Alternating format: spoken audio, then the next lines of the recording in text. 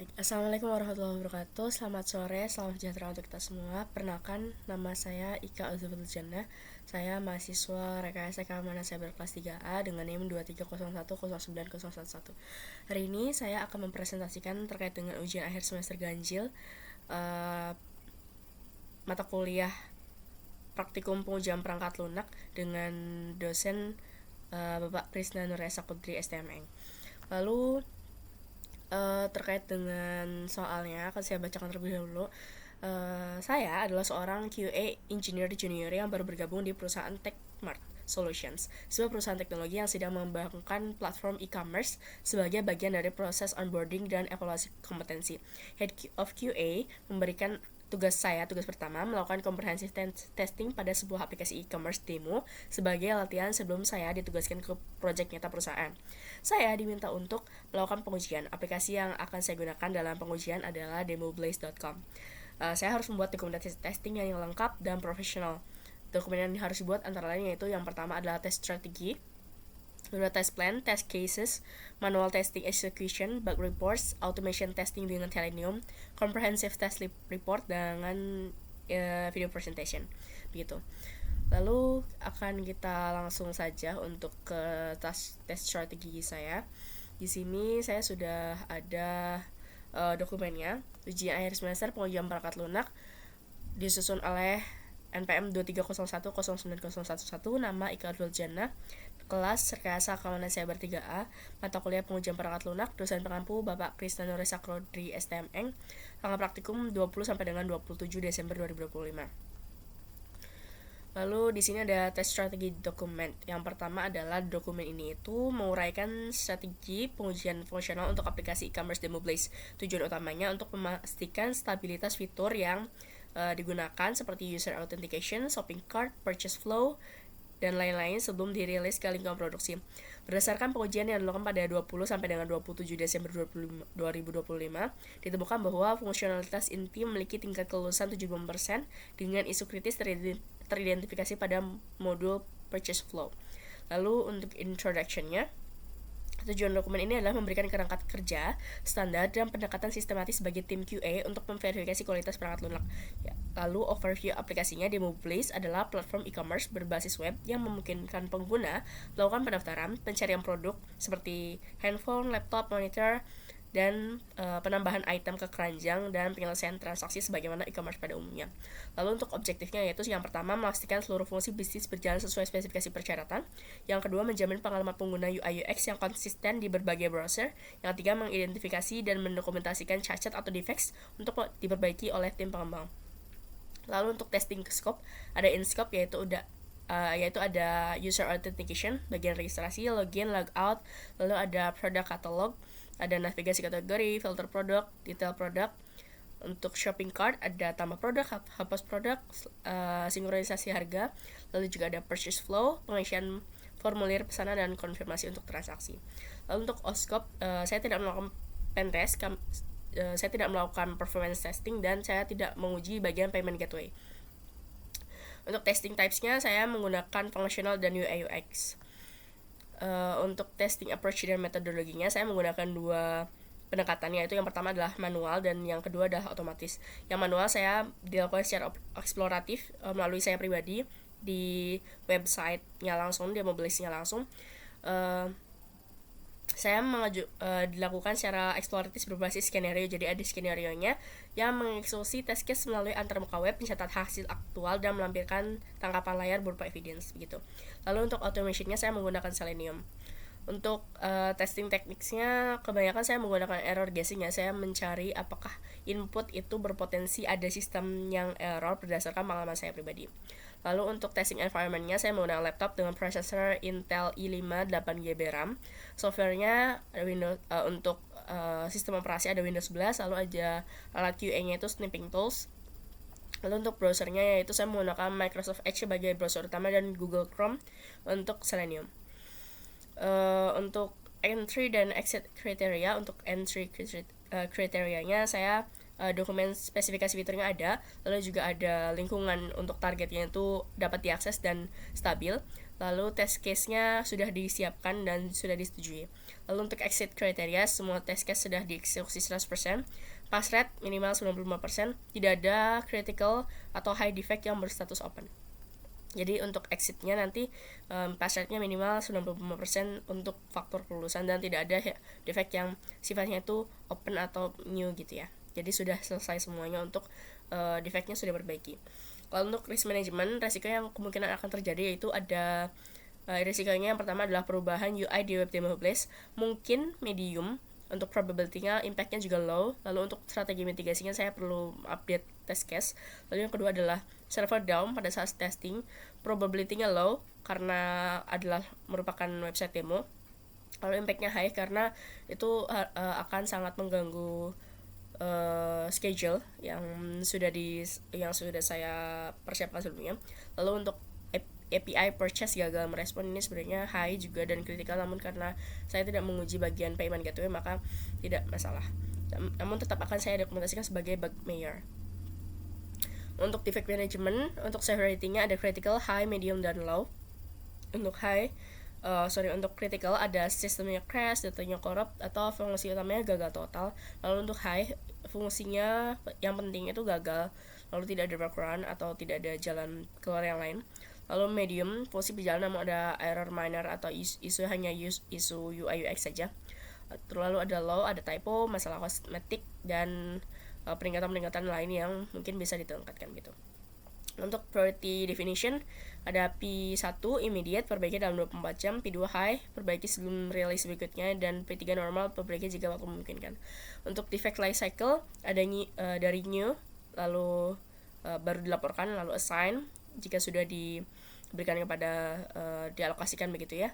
Lalu open baik yang terbuka, fix jika sudah diselesaikan, retest untuk dites ulang, lalu close atau reopen jika sesuai dengan kondisinya. Jika sudah selesai maka close, jika ternyata masih ada maka reopen.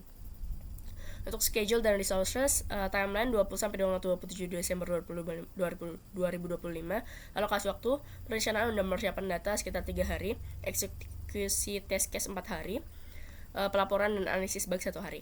Milestone, test plan completion dari 20-22 Desember, test execution dan completion 23-26 Desember 2025. Lalu ada final summary report di 27 Desember, yaitu hari ini. Lalu selanjutnya adalah test deliverables, di mana nanti dokumen-dokumen yang akan dihasilkan dari tes ini adalah yaitu ada test strategy dan plan, lalu ada test case, test execution report, lalu ada bug report, dan test summary metrics. Lalu untuk assumption dan dependencies, assumptionsnya adalah sistem demo place itu statis, nggak ada update kode selama masa pengujian, jadi tidak ada update yang lain. Lalu yang kedua adalah browser yang digunakan itu dalam keadaan bersih dan tidak ada ekstensi. Lalu dependensinya ketersediaan akses publik ke URL demo place dan stabilitas koneksi internet dari sisi tester. Begitu untuk test strategi. Lalu test plan-nya identifier TP demo blaze 2025-001. Lalu introduction-nya yang penting rencananya mencakup aktivitas pengujian spesifik untuk rilis aplikasi demo blaze versi 1.0. Lalu test items, targetnya adalah demo blaze. Modul list-nya ada 4, yaitu user authentication, product catalog, shopping cart, dan purchase flow. Features to be tested ada beberapa, yaitu adalah pendaftaran akun baru, navigasi katalog, penambahan dan penghapusan produk di keranjang belanja, dan kelengkapan formulir pembayaran untuk konfirmasi pembelian atau purchase. Lalu features not to be tested, integrasi dengan kartu kredit asli, saya menggunakan data dummy. Lalu untuk performa sistem, lalu responsivitas pada perangkat mobile fisik, karena saya hanya mengetes dari sisi browser di desktop saja. Lalu untuk approach-nya ada execution dan regression. Juga ada tools, saya menggunakan snipping tool gitu ya untuk bukti kegagalan, dan juga IntelliJ IDEA untuk automation testing. Dan pass-fail, pass jika hasilnya itu sesuai dengan ekspektasi perilaku sistem, dan fail jika terdapat deviasi fungsional atau kesalahan logika bisnis. Lalu Suspension dan resumption jika server Demoblaze mengalami error secara konsisten atau situs tidak dapat dimulai dalam waktu 10 menit. Lalu pengujian dilakukan setelah URL dapat diakses normal dan database testing sudah dibersihkan. Test deliverablesnya seperti yang tadi, ada test case, test report, dan test summary. Testing test ada setup data uji, ada eksekusi modul authentication, eksekusi modul catalog dan card, eksekusi modul purchase flow, dan pencatatan book dan penyusunan laporan akhir. Environmental needs ada akses akun pengguna yang valid di Demoblaze atau bisa membuat akun baru. Lalu browsernya menggunakan Microsoft Edge versus 1.41. Datanya ada untuk data nama, negara, kota, credit card, bulan, dan tahun. Lalu ada responsibility, saya sebagai QA engineer bertanggung jawab atas persiapan data, eksekusi pelaporan bug, dan Pak Chris Nuresa sebagai QA lead yang bertanggung jawab atas persetujuan akhir dan tinjauan kualitas laporan saya. Lalu untuk staffing dan training needs tidak diperlukan pelatihan tambahan karena personal sudah familiar dengan antarmuka Demoblaze dan alat bantu dokumentasi. Untuk schedule-nya, untuk kegiatan tes planning dan strategi durasinya 1 hari dari mulai tanggal 20 sampai 21 ya, di sini 2 hari. Lalu ada test case development 2 hari dari 23 sampai 24, test environment setup 1 hari, test execution 2 hari dari 25-26, defect logging dan reporting 8 jam, video demo 8 jam, dan final report and submission 1 jam. Lalu risk and contingencies, resiko bug kritis pada purchase flow, bla bla bla, menghalangi pengujian fungsional. Lalu fokus dialihkan untuk mendokumentasikan batas-batas kegagalan atau error guessing untuk membantu developer mempercepat perbaikan. Itu untuk profiles. Di sini author Ika Faljana ditantangannya tanggal 27 Desember 2025. Lalu saya tinggal menunggu tantangan dari Bapak Kristen Nuresa Kodri. Lalu untuk test case, saya membuat 20 test case yang diuji, yaitu ada 4 modul, yaitu modul user authentication, product card, shopping cart, dan juga purchase flow. Masing-masing modul itu ada 5, jadi totalnya adalah 20. Di sini sudah ada untuk manual test case-nya. Statusnya seperti apa, di sini sudah ada statusnya. Lalu juga sudah ada di overview. Jika ingin melihat yang versi lengkap ada di sebelah sini. Ada di statusnya yang verifikasi pendaftaran akun baru dengan username unik, itu statusnya pas karena dia berhasil. Execution time 2 second. Lalu test case terlampir, evidence terlampir. Setelah itu TCUA 002, login dengan kredensial valid, status pas, execution time 3 second, detail test case-nya terlampir, evidence terlampir. TCUA 003, login dengan kredensial salah, status pas, execution time 2 second, detail test case terlampir, evidence terlampir. TCUA 004, login dengan username tidak terdaftar, status pas, execution time 1 sec atau 1 detik, detail test case terlampir, evidence terlampir. TCUA 005, verifikasi fungsional logout, status pas, execution time 3 second, 3 second, detail task case terlampir, evidence terlampir. TCPC 001, navigasi ke target laptop, ini sudah masuk ke card, katalog, Untuk status pas, execution time 2 seconds, detail task case terlampir, evidence terlampir. Lalu TCPC 002, melihat detail produk spesifik, status pas, execution time 2 seconds, detail task case terlampir, evidence terlampir. TCPC 003, verifikasi alert saat add to cart, status pas, execution time 4 second, detail task case terlampir, evidence terlampir. TCPC 004, verifikasi harga produk di detail page, status pas, execution time 2 seconds, detail task case terlampir, evidence terlampir. Selanjutnya TCPC 005, navigasi kembali dari ke home dari detail, status pas, execution time 2 seconds, detail test case terlampir, evidence terlampir. TCSC 001, verifikasi konten di produk di keranjang, status pas, execution time 7 seconds, detail test case terlampir, evidence terlampir. Selanjutnya TCSC 002, hapus produk dari keranjang, status pas, execution time 12 seconds, detail test case terlampir, evidence terlampir.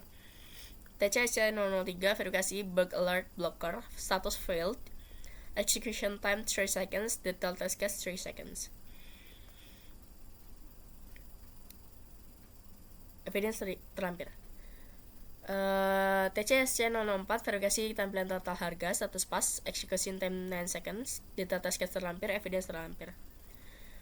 TCSC 005 verifikasi konsistensi harga di tabel keranjang, status pas, execution time 3 seconds, detail test case terlampir, evidence terlampir. TCPF 001 integritas data bulan pada stroke, status failed, execution time 8 seconds, detail test case terlampir, evidence terlampir. TCPF 002 checkout dengan name kosong, status failed, execution time 11 seconds, detail test case terlampir, evidence terlampir. TCPF 003 checkout dengan credit card kosong, status failed, execution time 9 seconds, detail test case terlampir, evidence terlampir. TCPF 004 checkout dengan file kosong, status pas, execution time 9 seconds, detail test case terlampir, evidence terlampir. Terakhir, TCPF 005 checkout dengan keranjang kosong, status failed, execution time 7 seconds, detail test case terlampir, evidence terlampir. Lalu untuk testing dengan Selenium juga terlampir. Untuk test execution reportnya, metriknya test plan name DemoBlaze functional test plan, aplikasi targetnya demoblaze.com, total test case 20, total test case passed 15, total test case failed 5, pass rate 75%, failure rate 25%, executor equals 3. Lalu terakhir yaitu bagian bug report, ada bug summary, ada 5 bug yang saya temukan di sini, yaitu TCSC 003, TCPF 001, TCPF 002, TCPF 003, dan TCPF 005 yang saya buatkan identifiernya menjadi bug 001 dan seterusnya. Ini untuk summary-nya, ada di sini tertera title, severity, priority, status, mode, dan module. Mungkin akan saya jelaskan satu persatu. Untuk bug report atau defect ID yang pertama, summary, pop-up alert, product added, memblokir respon navigation bar sebelum interaksi oke. Jadi yang saya lakukan itu saya memasukkan barang di dalam keranjang, lalu ada pop up oke. Kalau oke-nya tidak diklik, itu saya tidak bisa pergi ke navigation bar yang lain seperti home dan lain sebagainya. Lalu kenapa ini bisa terjadi? Implementasi alert JavaScript bersifat sinkronus dan modal eksklusif yang menyebabkan elemen navigasi lain di halaman web tidak dapat diakses sebelum alert ditutup. Jadi alertnya harus ditutup atau oke-nya harus diklik terlebih dahulu. Step to reproduce, yang pertama masuk ke halaman data product, klik add to cart, saat pop up muncul URL alert, klik link home atau cart di navigation bar atas. Akan kita coba terlebih dahulu. Di sini ada DemoBlaze. Saya coba masukkan salah satu ya, tidak sesuai yang sesuai dengan test case itu. Saya masukkan produk ini dia. Saya masukkan produk ini Samsung Galaxy S6. Saya masukkan Samsung Galaxy S6. Saya add to cart. Dan di sini ada pop-up yang muncul produk added oke. Nah, kalau saya tidak mengklik oke, maka semua navigation bar-nya tidak bisa diklik sama sekali, tidak bisa kembali dan lain-lain. Ini hanya permasalahan UX dan tidak menjadi permasalahan besar. Jadi kalau misalkan mau kemana-mana, kita harus klik oke dulu, lalu baru kita bisa ke navigation bar yang lain seperti itu. Itu bagian pertama. Nah ya, ini bagian pertama. Navigasi expected resultnya, navigasi bar navgar itu harusnya tetap aktif atau alert, tidak bersifat memblokir elemen UI lainnya. Jadi dia harusnya di tengah gitu ya, itu kan di atas. Lalu actual resultnya, menu navigasi tidak merespon klik pengguna hingga tombol OK ditekan pada alert. Severity-nya medium dan priority-nya low karena ini hanya masalah UI saja. Reproducibility-nya always karena setiap kali saya melakukan tersebut itu selalu terjadi. Untuk environment-nya sebenarnya sama semua. Untuk application version itu DemoBlaze, environment staging, iOS, Windows 11, browser Microsoft Edge 121, screen resolution 1920 x 1080. Nah, gitu. Reported by me Ika Durjana tanggal 26 Desember kemarin ya. Lalu untuk bab 002, input nilai month 12 berubah menjadi 11 pada surat pembayaran. Jadi terdapat kesalahan sinkronisasi data pada proses checkout. Sistem tidak mencetak data bulan sesuai dengan yang diinputkan pengguna pada formulir pembayaran, melainkan menampilkan hardcode. Jadi saya itu mencoba untuk memasukkan barang ke dalam keranjang, dan ketika saya check out saya tulis isi month itu 12 karena sekarang kan bulan Desember. Namun yang terjadi ketika di date itu dia munculnya 11 bulan 11 begitu, yang mana itu November. Akan kita coba. Ini yang saya masukkan adalah iPhone 6 ya. Kita hapus dulu yang ada di card. Sudah dihapus. Belum. Ya, masukkan iPhone 6. Saya add to cart.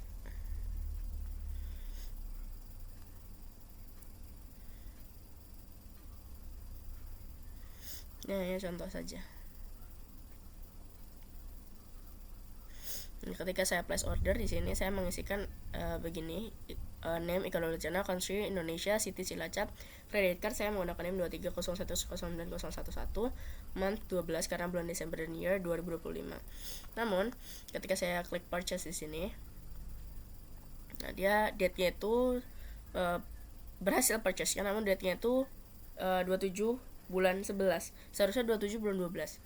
Nah, ini akan menimbulkan kebingungan di sistem delivery kalau misalkan ada, karena kan e-commerce kan biasanya pakai delivery. Kalau kayak gini nanti dia akan nggak sinkron gitu ya antar deliverynya, dan akan membingungkan banyak pihak seperti itu. Nah, maka dari itu saya mengajukan save rating ini critical dan priority-nya high, dan reproducibility-nya always, karena setiap channel akun tersebut selalu ada gitu.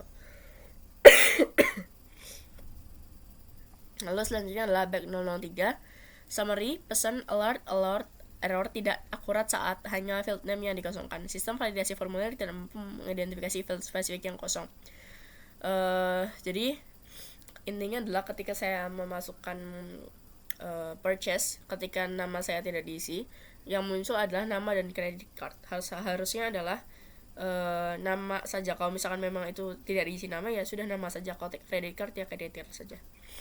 Namun yang terjadi sepertinya dua-duanya begitu. Kita akan coba kembali. Di sini saya step to reproduce ada di sini ya. 1, klik place order, berikan field name-nya kosong, klik purchase. Yang menampilkan alertnya seharusnya hanya field out name, namun yang muncul adalah field out name and credit card. Kita coba add to cart, kita ke cart. Setelah itu place order, kita coba kosongkan nama. Credit cardnya kita isi 2301 011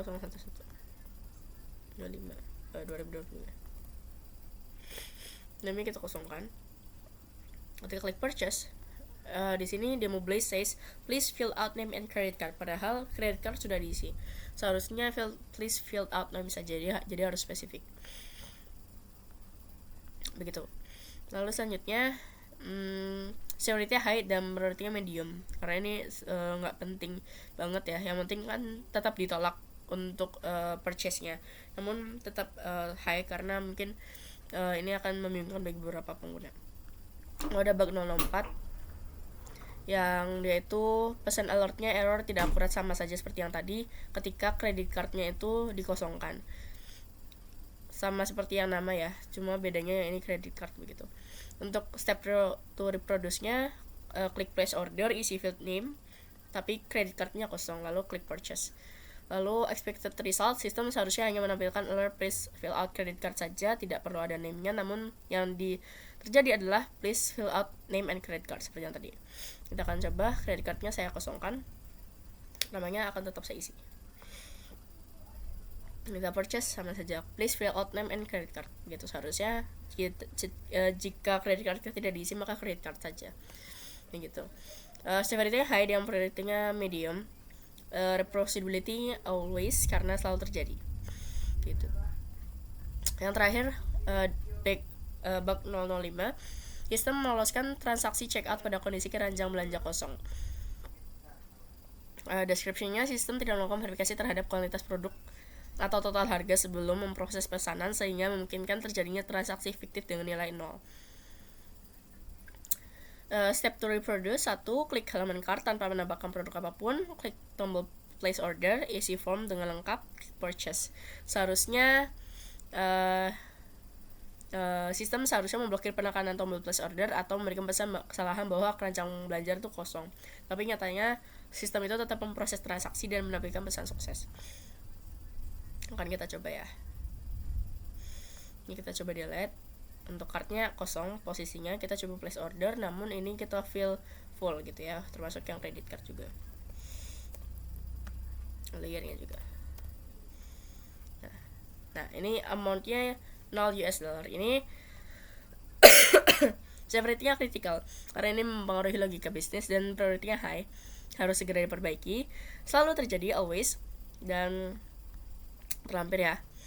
Untuk summary report matrix-nya, eksekusi pengujian fungsional untuk aplikasi Demoblaze selesai. Total 20 test case menghasilkan tingkat kelulusan atau pass rate itu 74% dan failure rate-nya 25%. Modul user dan produk katalog itu stabilitasnya cukup tinggi. Namun purchase flow itu banyak yang gagal test case-nya. Untuk pass and fail matrix seperti ini, ada user authentication, total test case-nya 5, pass 5, failed 0. Pass rate 100%. Produk katalog, total test case 5, pass 5, failed 0, pass rate 100%. Modul shopping cart, test total case 5, pass 4, failed 1, pass rate 80%.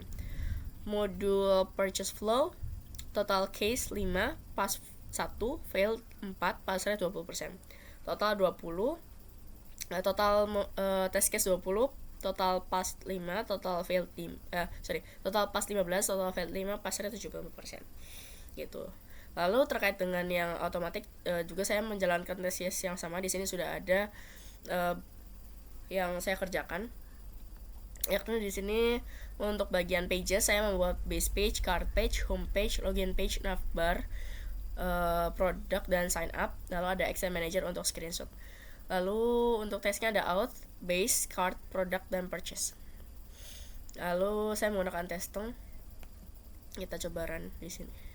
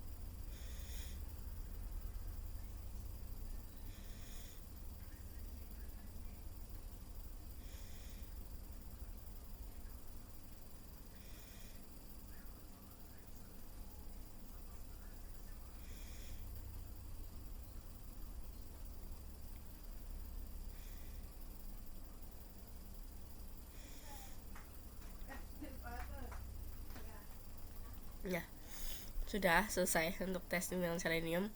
Total test run 20, pass 15, failures 5, sama seperti test case yang tadi saya lakukan dengan manual. Lalu terkait dengan hasil screenshotnya, bisa saya lihat di sebelah sini.